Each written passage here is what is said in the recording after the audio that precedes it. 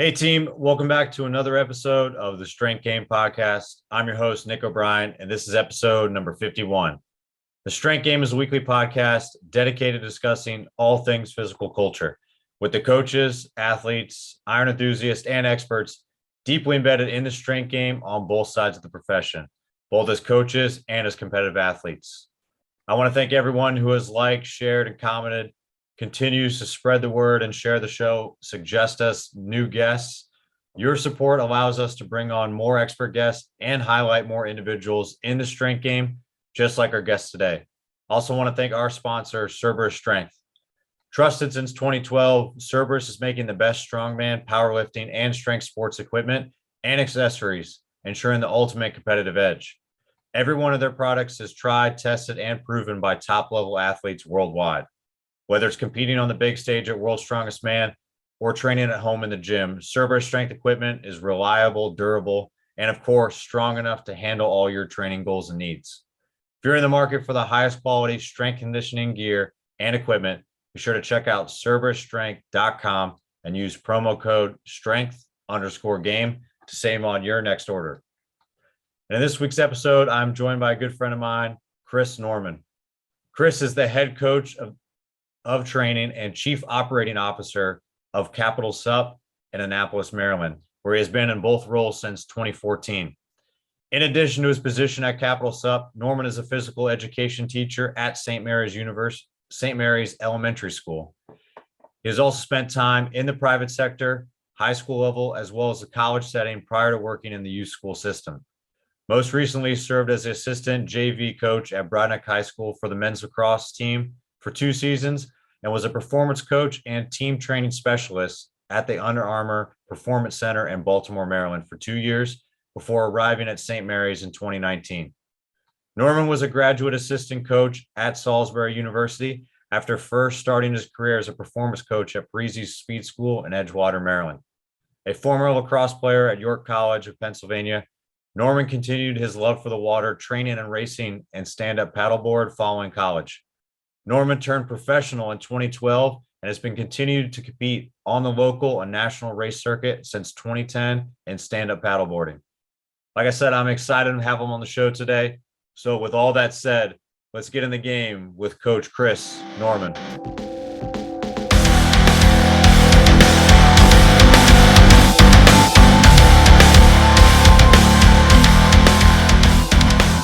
What's going on, everybody? Today, I am joined by a friend of mine, former Salisbury Seagull, Chris Norman. What's going on, man? Hey, what's going on, Nick? Thanks for having me. Hey, man, excited. Finally get to catch up. I know right now and like towards the tail end of the winter, this is a little bit calmer season for you, coming off everything you got going on with Capital SUP and just the crazy schedule you got with school and everything and family life. So I'm excited to get you on today, man. Yeah, no, it definitely another crazy season with Capital SUP. We just finished up year 8. And yeah, teaching elementary PE up to the middle school, 8th grade is definitely keeping me busy, and a little one at home. So slice out some time, catch up with you, talk shop, and see what's going on. Yeah, for sure. You got a busy schedule. So I don't want to take up any more of your time. Let's get right into it, man. Really want to know how you got involved in the strength game, like how you started getting involved in sport and training, and what kind of led you to a competitive career competing in stand-up paddleboarding. Starting out in the training world. Well, originally when I graduated Towson with a bachelor's in exercise science, wanted to kind of take that into the physical therapy world. I was waiting to do some classes at the local community college to get into PT school, and just started training at a local gym just to make some money and then pay for school, PT school down the road. But started working with kids at Parisi Speed School here in Edgewater, Maryland, and we kind of fell in love with it, taking raw talent and just kind of helping them refine their craft and working on speed, building confidence. It just kind of changes people, and just really fell in love for that, and Eventually, found the program at Salisbury, went down there, learned a lot more, and then got to work with some great people, great athletes. And yeah, I don't know, just never looked back to the physical therapy working in a rehab setting. Yeah, it's a little different setting, like just that set and setting, working in that. And especially if you fall in love with coaching, I think some people don't realize that there's like a sports physical therapy side. It's starting to really pop up now, but I don't know about you. I'm not down with 3, 4 more years of school just to do that. Right. There's the clinical side, and then there is like the sport side. It's kind of like, sports psychology versus like mental health psychology. It's, similar, but different still. Yeah, for sure. And like from that coaching side, you've worked a little bit of everything. I know, like originally getting involved, like you were kind of taking prereqs to do the physical therapy side, but started working in the private sector. I mean, now you're working elementary, like up to middle school, like physical education, which is wildly different than some of the other stuff you've done. Cause I know you've been at the Under Armour Performance Center in Baltimore, and then working with like college athletics with Salisbury too. What's been kind of some of the differences between those, and what's it like now kind of working PE on the other side of the youth side of it? Well, the level of professionalism, let's put it that way. Working at the Under Armour Performance Center was great. I did that right after Salisbury. I was there working, for about 2 years in total, but working with the corporate setting, but people who are on their lunch break come down, do a workout, do a class. I was teaching classes there, and then also doing personal training, and then getting the opportunity to work with the athletes that were visiting on campus, having meetings with the executives, blah blah blah. But like having the chance to work with them was awesome. And like I said, the level of professionalism of a pro athlete, come in, they're there to do what you tell them. What am I doing for warm-ups, mobility, movement prep, etc. And then you have on the other end of the spectrum, my middle school students who I can't get to sit still for 5 minutes. So yeah, definitely challenging in that aspect. There's days where, it'd be great to work with that professional setting, but it's also really nice to have them at a younger age where you can see that like talent and ability in them at that young age, and like kind of coach them from a earlier phase in their life, and kind of, I know, turn these boys into men, girls into women kind of thing. I don't know, that's how I see it, and how I keep going back to work every day. Yeah, it's definitely every day at work is probably completely different, but it's got to be pretty fulfilling to work with them at such a young level, especially the ones that like start to show some signs of skill and maybe do mature a little bit like under your watch, which is probably different than when you first get to see them in like fourth grade. But like hopefully the maturity level gets a little bit better year 5, 6, 7, and puberty hits and you throw a wrench in everything, you start over. Yeah, pretty much. Yeah, the young kids are great, and you do start to see that talent early. I mean, there's some of my 4th and 5th graders who are super athletic, could play with some of the middle school like basketball teams and stuff. It's pretty crazy to see. Yeah, I'm sure that like from all your experience, obviously like you worked in the personal training setting, you worked like with one-on-one clients, both professionally and like in the private sector, like at Parisi as well. Like you've worked in a team setting with like college athletes, and now like it's a little bit different. Like it's almost kind of class setting, like physical education. Like there is hopefully there's a physical side of it, but there's an education side to it. Like how is kind of like all that experience from those different places kind of helped? But again, you'd have to dial it back a little bit since they are younger. How's that? How are those things helped, and how do you kind of like reel it all in and simplify it for them? I mean, definitely having the team setting really helps, bringing that group together and knowing when to like calm down, like, hey, this is our serious talk. This is our objective for the day. This is like our lesson we're going to roll through, give me 10, 15 minutes of good warm up. And then we get into playing, doing drills or playing whatever game we're playing for that day. So there's that time to be serious and kind of work on that character development. And then also time to like let them play and figure it out, make mistakes, and then reflect on it that way toward the end of class. And that's kind of how I run my PE class, which is like kind of how I would run a personal training session, like a 50-minute block of your time. Like we're going to start here, do this, and then move into, and then progress with like a finisher or something. I like that. No, that's cool because that's the same structure that we kind of do in the college setting. You do in personal training setting, hopefully too. Like you set the expectations in the front end, and it's a time period where you really want to pay attention. It's just though, like at that age, you can't reel them in for an hour and sit there and lecture them and do all those things. So, but I like what you said, like it's time to play after that. Like have a good solid warm up, understand what we're focusing on today. Let's be competitive, let's play, and let's make mistakes. I think that's huge. And I think that's lost in the college setting too. Like I think kids, a lot of them, I'm calling them kids, but I'm dealing with 18 to 22-year-olds. When they get to my level, some of them are so frightened about what we're going to say that they don't want to make mistakes, and they're going to make thousands of them. But if you're sheltered and you're not really trying at all and working through those kind of kinks and willing to make mistakes and kind of have some vulnerability, then you're not going to be able to excel. Yeah.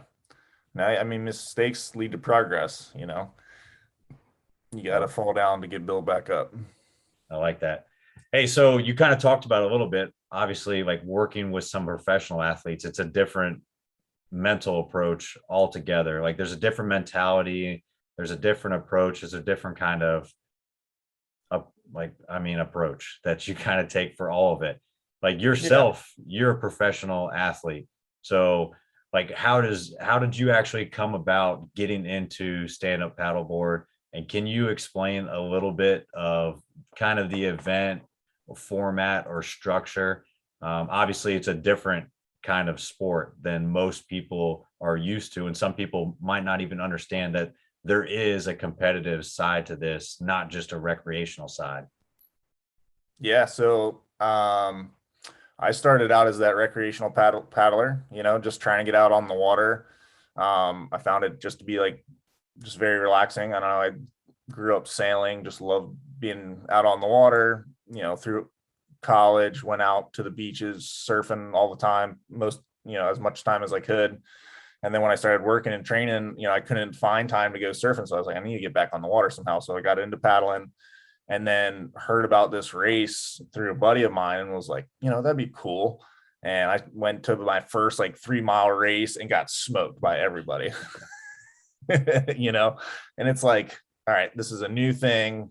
It's out on the water. It's good exercise. And, it's something that I wanted to be competitive. And after, not having a sport, after lacrosse in college, I was like, all right, this is something I could get into. So, paddling, I don't know, it was like 2 years of like doing local races where I was like, all right, let's go to some like pro events and see like where I stand up. And that was like right around when we were at Salisbury, like 2014 was when I started going to like some bigger events, traveling California, Oregon, Puerto Rico, just traveling around racing against, guys who do it more on a professional level than I am. I've been doing it longer, and really like the people from Hawaii, California, even Florida, like those guys who, are on the water 365 days a year are at a whole nother level than where I am, but I'm okay with that. Yeah, it's a little bit different. Are you still involved in it a lot now, or are you kind of dialing it back? The whole COVID year put a stretch on everything. Last year there was like hardly 2 years ago, there was like hardly no events. And then last year, everybody was like walking around on eggshells. Like, do we host an event? What do we do? And it was more of like a local scene last year. And like now they're starting to push out like events and stuff for next year. They did like one big one at the down in Wrightsville Beach, North Carolina. That was like kind of the one big race of the year. And I just could not happen. Like I had something going on that weekend and couldn't run down to Wilmington, but still been training, at Capital SUP, we do what's called a race training program. So for the local races, it's kind of like running a 5K. There's like a mid distance, and then there's a longer distance. So we kind of have we have this training program that meets up every Tuesday and Thursday throughout the summer, kind of like a Memorial Day to Labor Day. But we meet up Tuesday to Thursday. We have a morning session group, and then we have an evening session, and training either kind of like anaerobically Tuesdays, and then Thursdays more like aerobic style workout, where Tuesdays like intervals, short, longer rest period, and then Thursdays distance, working on technique, stuff like that. And then typically races are Saturday or Sunday. So that's kind of where the last year in the paddling has been, just kind of really focusing on coaching there, and then competing on this like local scene. And then hopefully next year when things start to open back up, get out and do some more of the like pro level events. There you go. That's awesome. Yeah. Hopefully things open up so you can get back out on the circuit a little bit more. Yeah. Yeah. You kind of touch on it a little bit too. Like, what are some of kind of like those real good, like key performance indicators, or what are kind of some of the qualities that really make up a competitive, like elite level athlete, like in stand-up paddleboard? Well, there is like a strength and conditioning component to it, where it's more of the conditioning side. The guys who are at that top level are, endurance guys at heart. They'll on their off days, they're biking, running, swimming. A lot of the guys are lifeguards in their like off time when they're not racing and stuff like that. They're lifeguards. So a lot of swimming. It's kind of like, I don't know if you've ever heard or follow any of the Australia like Ironman series, which is like kind of like lifeguard rescue, competitive rescue. But it's kind of like all, you prone paddleboard, which is like laying on your belly, swim, you surf ski, which is like in a kayak. So whole different level of paddling, but it kind of targets the body. So it's like cross training for watermen.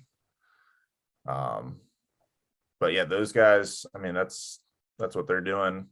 And then just the skill, the amount of time that these guys spend in like the surf, the surf closest to me is 2 hours away. So having just that comfort level in those settings, is really what separates like the men from the boys when it comes to racing. The race down in Wilmington, it really came down to who could manage the wind and the current in Wrightsville the day of the race. It was blowing like 25, gusting like 40, and the current was ripping against them the last like 3 miles of the race. So it turned into a gnarly I'm glad I wasn't there. Yeah, that sounds brutal. But yeah, that makes a big difference too. Like, obviously I've never been in a race. I'm trying to avoid any sport that has a high level of endurance and conditioning involved. And yeah. I know for sure that this one does. So yeah. I'm going to stick to recreational. But yeah, that's a big component of it. Obviously, like the open water, being able to navigate like the ocean or heavy currents and wind and everything like that. It definitely is a very big skill-based sport when you're thinking about those sort of things. And more time in that setting, more time on the water is super important.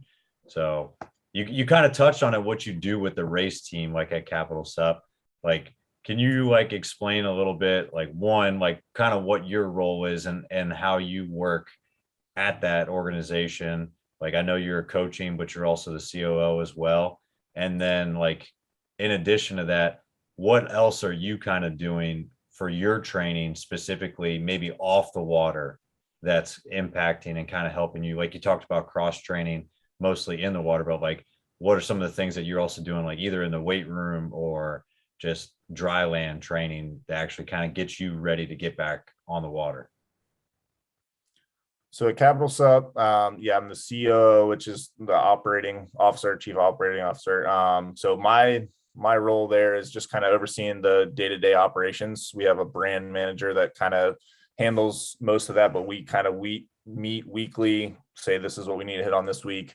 And then she kind of takes care of that. And then, we plan for our season kind of all year round. I mean, even though we're not technically open, we're still planning for next season. What equipment do we need? What needs to be fixed?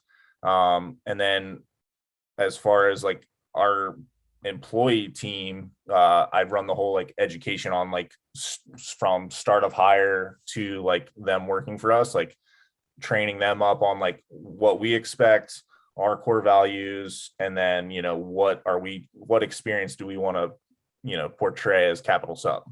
Why are you coming to Capital SUP? And then on the training side of things, we have the team, and then we have two other coaches that help me out. I can't train every session. So I have a guy named Scotty, and then we're looking to bring on one other young lady this year. We're still in the talks with her now that it's off season. But they'll help coach sessions. They'll be on the water with them. And then we also do like video analysis. So like if you want to look at your strokes, see what you could be doing differently, tweak something. I mean, once you get into that habit of making, I don't know, a stroke is very like repetitive, right? So the more strokes you take, it's like a golf swing. You can always make fine little tweaks, but it's hard to break those habits sometimes. So that's kind of what I'm doing with the training side of things with the paddling. And then for what I'm doing, I mean, like I said, with the whole schedule getting messed up last year was kind of like a nice off period. I feel like I've really kind of geared back for this next year, looking up and kind of set a program up for myself this year, which I haven't done in the last probably close to 2 years. Been back in the pool swimming. So I find swimming to be kind of it's endurance training, but it's also kind of in the same, not technique, but kind of technique, like for swimmer, you reach out and you grab water and you're pulling yourself to that like locked position. Same with paddling. Like you reach out your paddle and you're pulling yourself to where your paddle's locked in the water. So been swimming, just try to get in the pool once a week, and then dry land, not a lot of yoga. I'd say once a week yoga. Still doing strength just to kind of maintain. And then I have I don't know if you can see it behind me. I have a ski erg, like a stand-up erg. And that thing, it sucks, but it's effective. Yeah, that'll do the job. So yeah, it's way less strength and performance, power stuff than like what we were doing at Salisbury and working with, NFL baseball players at, Under Armour, but more of that endurance training. Right. Yeah, there's definitely a time and a place for some of that strength stuff, but I think, from your college career playing lacrosse and just kind of your training background too, you can rely on that stuff, and then you get some time in the off season. But it's cool to see like all the different things you're trying to do just to focus in and be successful at stand-up paddleboard. You're doing yoga, you're swimming, you're trying to get in the water in a different way. You're still doing strength work. Like you're kind of trying to make sure that you can tweak all these different things to fit into that one training aspect that you need to. And I think swimming is like a perfect thing because it is like cyclical where you're constantly flowing in motion, but I'm sure the same as paddling, like if it's open ocean or something like that too, you get that same sort of kind of like equilibrium feeling, or like when you're surfing, you just kind of know when a good wave is coming, when the current is starting to pull you for the most part. And most people just don't have that feeling because they're not in the water enough to really understand that. Yeah, for sure. Hey, so you kind of talked about it, like looking at next year going forward, like you don't have to divulge all your program and everything, but what does kind of programming look for, or like how do you scale back looking towards a race, or what do you do kind of coming off post race? So like now off season, I will focus a little bit more strength wise, doing a little bit of strength, and then closer to the season, we'll start tapering toward, endurance stuff. And then while I'm in season, a typical race is anywhere from like 6 to maybe 10 miles, which is nothing too crazy. I may take Friday off if the race is Saturday. And then Sunday will kind of be like a mobility recovery day, stretch. And then Monday, I'm not paddling or lifting. And then like a longer race, like there's a big race in October every year in Tennessee. That's 31 miles. Like I'll taper like a week up into that. Yeah. No, thanks. That's wild. I've done that 4 times, and I don't know. People are like, you got to go for 5. You got to do 5. And I'm like, it's so much training, and it literally is, a 6-hour race. Jeez, yeah, that's a different kind of beast, but yeah, that's wild. More props to you for that, man. I'm not. I don't know. I can't even imagine doing that.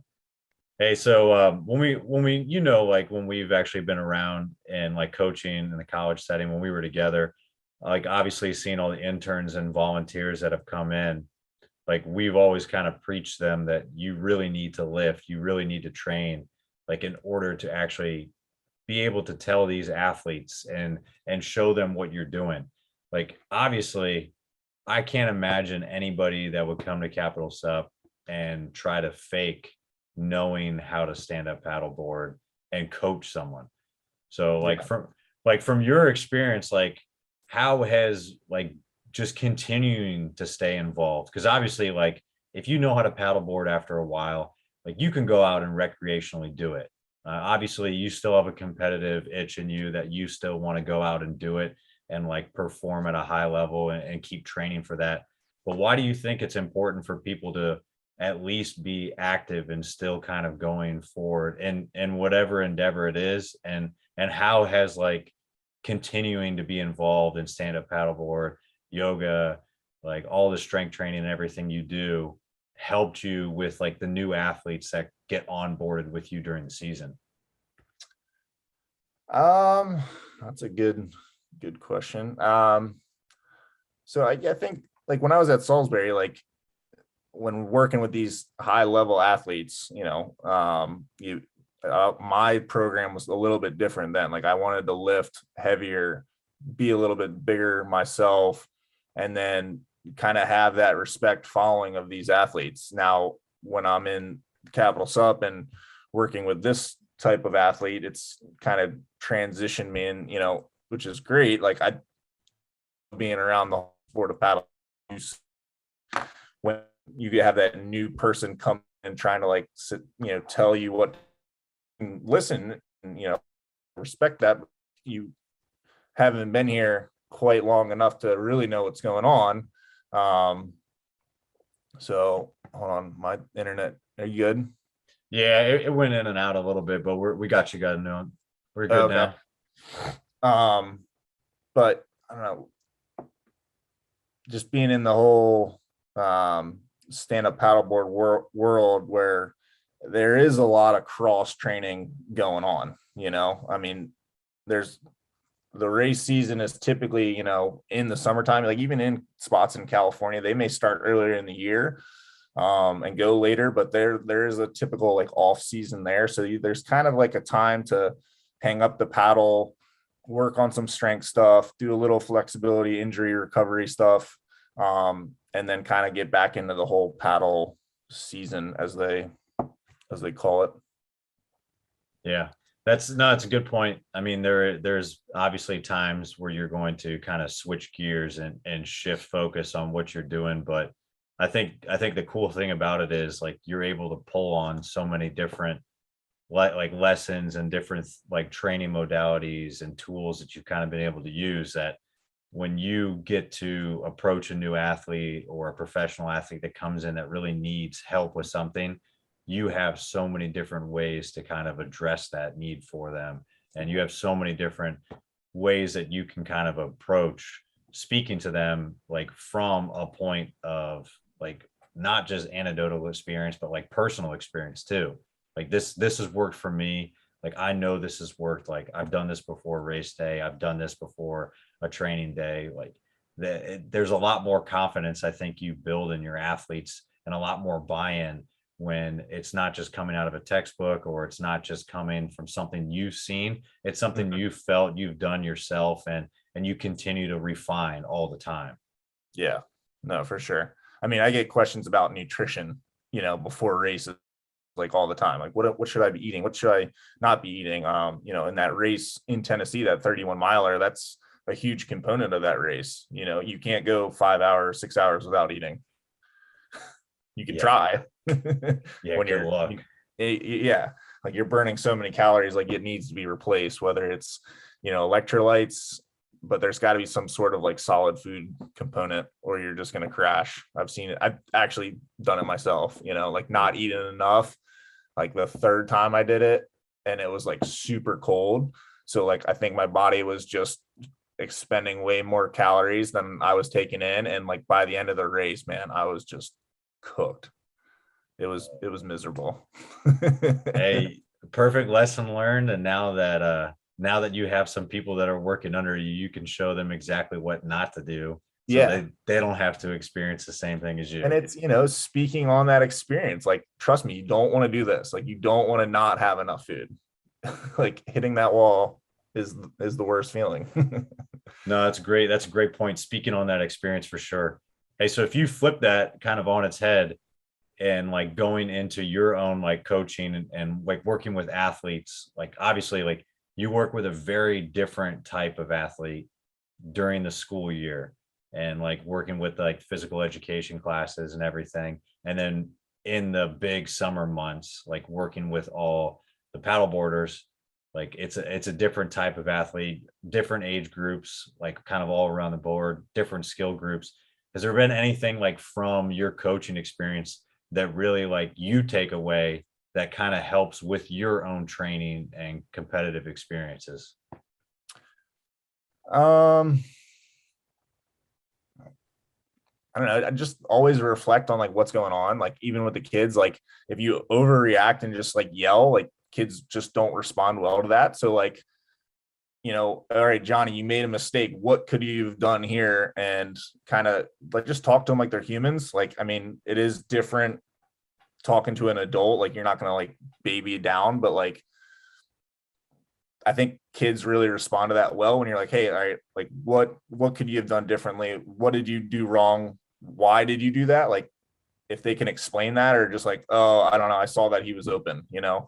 But just kind of having that like one-to-one talk with them, even the adults, like having that one-to-one talk and not like screaming, just like reflecting on, hey, this is what I saw in your video from last week's race. Like, you know, what can we work on during practice? What drill can you work on with at home? And how do we kind of take that next step? Um, is kind of how I like to look at things, always reflect on like what you have been and like how do I get to the next step? There's always can make progress in one department, whether it's the kids or the adults in the paddling. No, that's a great point. Obviously, like I'm sure you do it the same way as well. Like talking to the athletes, and being able to reflect. Like those are things that being a professional athlete yourself and going back and to reflect off a poor competition, a great competition, like a good training session, a bad training session.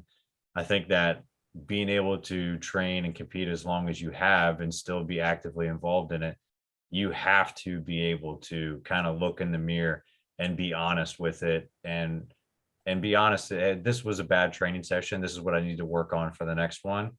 And actually have some patience with it, and know that you're in for the long haul. It's not going to make or break one bad session. It's not going to make or break or be the worst case thing if you have a great one either. Yeah. So being able to make sure that you're making progress and that you're actually doing it for the right reason, understand like what you're doing day in and day out, and kind of build on that. I think that's good too. Yeah, definitely. Hey, so like with kind of going through it, I mean, it's not like you went from elementary to middle to high school to college to pro or anything like that. You kind of went a little bit everywhere. But have you noticed, like sitting back and reflecting, and it might just be like with being in the profession as long as you have, or a change in scenery, a change in kind of level and age group you're working with, but have you noticed yourself any like change in your coaching style or your approach to how you train athletes now? I wouldn't say my coaching style, but I would say approach to certain, sport is different, right? So like the varsity level at Salisbury, different training level and like intensity versus what I'm having doing with these adults paddling. Most of these paddlers who come are just adults looking to stay fit and get out on the water. We don't have at Capital SUP, we don't have like 10 pros coming in to practice every night. There's like maybe one or two people who travel around the country going to these different types of races. Like most of those guys stay on the local circuit. So I wouldn't say our programs wash down any, but it's not to the intensity level of a D3 varsity athlete, right? Like looking to take that next step to go pro or be a national championship caliber team. Yeah, that makes sense. And then with the kids, it's kids is a little different setting at school. You have those kids that don't play sports and you're really just trying to get them to take that next step and really encouraging those athletic kids to kind of help bring them around and kind of bring the whole team up. And that's kind of where you get the whole team mentality of where like there's no I in team and you're only as strong as your weakest link kind of thing. Like you need to help bring these kids up and elevate the play of the team. So like it's kind of, I don't know, it's so crazy thinking about it in like different levels and different clients like that. But I wouldn't say my coaching's changed any different. Maybe, I don't know. No, it was just interesting. I wanted to ask it because I mean, you always get that question too. If you go on interviews, at least in the college setting too, everybody asks the same dumb question. It's like, do you train male or female athletes differently? It's like, come on, like everybody gets trained differently. It's not fair. It's equal. Like whatever the saying is, like Right. it's there's a different delivery to everything you're doing, and there's a different way you're gonna have a conversation with a 5-year-old and a 55-year-old, someone that plays a certain like stand-up paddleboard versus a lacrosse player, maybe Yeah. a male versus a female. Like Mhm. there's different personalities from every single one of those, and even in the same sport, the same age group. So it's interesting to kind of see just all the different paths that you've taken and all the different like type of athletes and individuals you worked with, to see how like it affects how you work with them, how you train them and everything too. So I was interested to see if you ever at some point were like, whoa, this is way different than what it was like at the last place. No, nothing like I'm saying that, you take a football them with like the tennis program, it's not going to go well. No. Two different like levels and athletes, who football players respond well to yell in lots of ways. Tennis, maybe not, or whatever sport, not to call out my tennis team. No, that makes sense. I mean, they're vastly different types of athletes and individuals, and yeah, you just don't copy and paste that stuff. So it makes sense. Hey, so for anybody that's really like trying to get maybe more information or involved in like stand-up paddleboard, whether recreationally or competitively, like what would your advice be to them, or where do you kind of go for any like updates in that racing world too? Well, racing, there's a website called paddleguru.com, GURU, that kind of lists out any like big time racing. And then as far as like paddling, if you're in the Annapolis, Maryland region, DC, Baltimore area, and get out on the water, Capital SUP, we do rentals, lessons, tours. We've been going 8 years strong now, looking for year 9 coming up next year. Come figure it out. If you just want to cruise around the creek, check out boats, that's cool too. But yeah, we just try to make it fun. And then if you want to take it with you, the lesson, the video analysis. But yeah, Awesome, I think man. getting out on the water is, part of it. If you have that competitive want to try a race, it's it's fun. I like it. Yeah, we'll include all the links and everything for Capital SUP. Obviously, like I know you guys have been a good resource for anybody trying to get involved in it. And I mean, been around that community, which anybody that knows the Annapolis area, it's difficult to stay embedded in that area for as long as you guys have. So props to you guys for staying involved and coming back after season. So looking forward for season 9. Hey, so like any good training session, we end this with a good finisher. And since you love conditioning so much with racing, like we'll definitely do overtime. But I got 4 quarters and 4 questions for you. So you can go rapid fire or you could take your time on each question. But are you ready? Yep, let's do it. All right. First one I got for you. Biggest influence in strength and conditioning and biggest influence in stand-up paddleboard. Biggest influence in strength and conditioning, I would say Pat Malarkey, guy I used to work with at Parisi Speed School, just really got into my head about training and kind of molding that athlete. And I'd say Brian Meyer, who's a former business partner at Capital SUP. He kind of introduced me to the sport and kind of pushed me to go into that first race. Nice. Hey, what can you be found doing? I know you're a busy guy, but what are you doing when you're not coaching and you're not training? Like, what are some of your hobbies outside of being on the water? Being out on the water. I love being able to take the family out on the boat. We got a little small center console, and then just crabbing, fishing, whatever. And then also been getting into wing foiling, which is like kind of like a mini sail, and you're up on a foil off the water. So that's like a new sport that's growing. Still like heavily involved in the past. This wing foiling is like a whole nother beast that is just kind of sparking that creativity, and I don't know, it's really fun. Interesting. I figured everything centered around the water a little bit too, especially with where you're at. That's yeah, I can't get away from it. I like it. Hey, so if you weren't coaching or like let's go with coaching, since you've been in every kind of different avenue. If you weren't coaching, what profession do you think you would be in? And if you could go pro in any other sport, what sport would that be? If I weren't coaching or doing anything sport wise, I don't know, maybe being like a commentator for pro basketball or pro football, just, being a TV personality. I think that'd be fun. And then question. If you could go pro in any other sport Pro in besides any other SUP. sport. Ooh.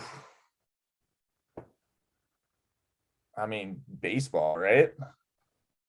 That's where the money's at. Yeah. I don't know. I never really big baseball. I mean, I switched over to lacrosse in 7th grade, but baseball is big to me. Golf. I don't know. My grandfather would love me to go play golf, but that's too slow. I don't know if baseball's too much quicker. Right. Hey, so if you're setting up an ideal training day for you, this might be a little bit different if you're on the water or in the weight room, but what's your go-to training music and what's your post-training meal look like? Well, I'd start with the peanut butter and jelly as like a pre-workout fuel. And Dang, music, more like EDM, like heavy beat per minute.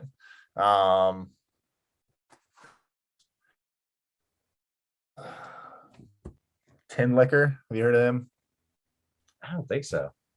Tin Liquor. Been onto him pretty heavily. And then post meal, I don't know. I've been, fruits, vegetables, lean meats, chicken. Nothing super dialed in. I just try to eat balanced throughout the week. I don't really have a cheat day or anything like that. When I want to splurge and have ice cream, I'll splurge and have ice cream, but I'm not super dialed in like I used to be. In season, I'll, cut back way more on all that excess stuff. But right now in the wintertime, all fair. All right. For a follow-up for that, for 4.1, what's your meal look like after the 31-mile Tennessee race? Because that has to be different. So, yeah, no, every year we the 4 years I've done it, we've always like picked out a restaurant that we're going to go to like ahead of the race. Like, all right, this is the spot for after we finish. And then it's like no hold bar, the first year, I don't know, every year, like I said, has been something different, but I mean, just order like 5 things off the menu and just see what you can't finish. See, that's what I wanted to hear. That's what I was waiting for. Like the competitive eating. That's would be my pro sport. Ooh, there. I like that. Travel around and do that. That'd be fun. Yeah. All right. Last one I got for you for overtime. What is your favorite either under the bar competitive memory or favorite coaching memory?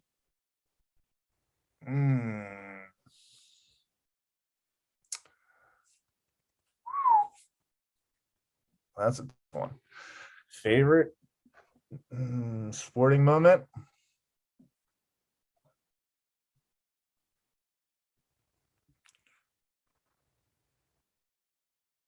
Dang. I've been playing sports since I was like, 5 years old. Coaching, I don't know. I'd say coaching. I don't know. When I was coaching at Broadneck lacrosse, we came back to the park, which is like the rival in like double overtime. That was a great moment on the turf under the lights Friday night. I don't know. That's like the most recent that come. No, that works. I mean, anytime Broadneck beats Severna Park, it's a good day. Yeah, definitely. So I'll take that one. Hey, well, I can't thank you enough for coming on today, man. I know, like I said, you're super busy finishing up the 8th season. I mean, I know hopefully you guys are about to be on break over at the school too, because that would be perfect timing. But where can people find you if they have any questions, any follow-up? Obviously, like we said, Capital SUP, I'll include all the links and stuff for that. But where can they kind of get a hold of you if they want to follow up and ask you something? On my social, through Instagram is Goose_Norman. Goose is my nickname. Or just Chris at capitalsup.com. And I'll try to get back to you as soon as I can. Awesome, man. Well, like I said, it was great to catch up with you. I appreciate you taking some time out and so we could actually get this thing finally going after the season. So thanks again for coming on, man. Yeah, thanks for having me and thanks for your patience. Like I said, this was a crazy summer. We added a new location this year and things are looking good and looking to have a nice off season with that and then enjoy this Christmas break here from the school. But it was great catching up with you, talk about, we'll chat again soon. For sure, man. Yeah, glad to hear. I'll talk to you soon, man. See ya. That's it for this episode of The Strength Game. Thank you again to this week's guest and to our sponsors, Cerberus Strength. Be sure to connect and keep up with our guests at the links in the description below. Remember to subscribe to us on Apple and Google Podcasts, Spotify, or your favorite podcast provider to stay up to date on all future episodes. Also, check us out on YouTube and CoachO'Brien.com, where you can find all the video versions of these episodes, as well as show notes, episode schedule, and much more. Comments, ratings, and reviews are always welcome and appreciated. Thanks again for tuning in, and be sure to join us next week for another great episode of The Strength Game.